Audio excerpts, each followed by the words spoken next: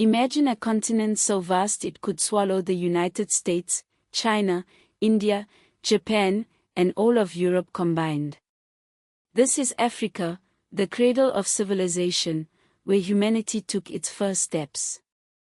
But what if I told you Africa's history is not just a footnote in the world's story, but the very foundation of it? Let's begin with the oldest mine in the world, discovered in Swaziland, now Eswatini.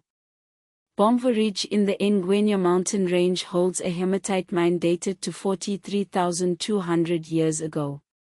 Archaeologist Adrian Boschier uncovered this site, revealing 300,000 artifacts, including thousands of stone mining tools. This is not just a mine, it's the birthplace of industry. Fast forward to 3100 BC, when Egypt unified under King Namo, creating one of the world's earliest literate states. But Egypt's greatness might be even older.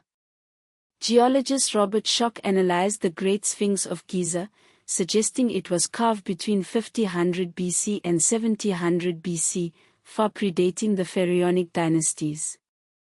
Meanwhile, in West Africa, the Tichitwalote region of Mauritania boasted stone masonry villages with circular compounds and well-defined streets by 1100 BC.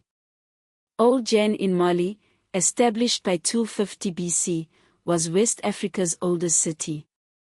These were not nomadic tribes but sophisticated urban planners. The king of Ghana, described by Ibn Hawqal in 951 AD as the richest king on earth, controlled a gold empire. Modern estimates suggest West Africa mined 3,500 tons of gold by 1500 AD, worth over 30 billion today. This wealth attracted European colonizers, leading to the scramble for Africa. The Berlin Conference of 1884 to 1885 saw European control jump from 10% to over 90% of the continent. The transatlantic slave trade, lasting 4 centuries, saw 12.5 million Africans embarked, with 10.7 million surviving the Middle Passage.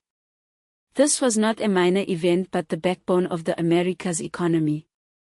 Decolonization began in 1951 with Libya, followed by Ghana in 1957. 1960, the year of Africa, saw 17 nations gain independence. Today, Africa is the only continent growing at 2.5% per year, projected to house 25% of the world's population by 2050. It holds the world's largest reserves of cobalt, chromium, and platinum, essential for the green energy revolution. The narrative of Africa as underdeveloped is false. Africa was wealthier than Europe in the 15th to 17th centuries. The gap was manufactured by the slave trade and colonization.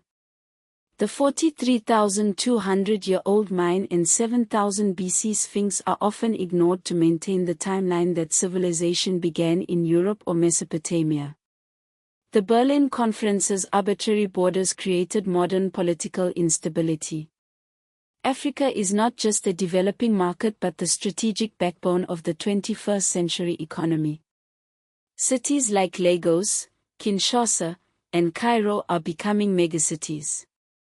The diaspora is reconnecting, creating a new global economic bloc. The African Union challenges G7 dominance. Africa's story is not one of victimhood but of resilience and resurgence. From the first mine to the future megacities, Africa is not just part of the world's history, it is the world's history.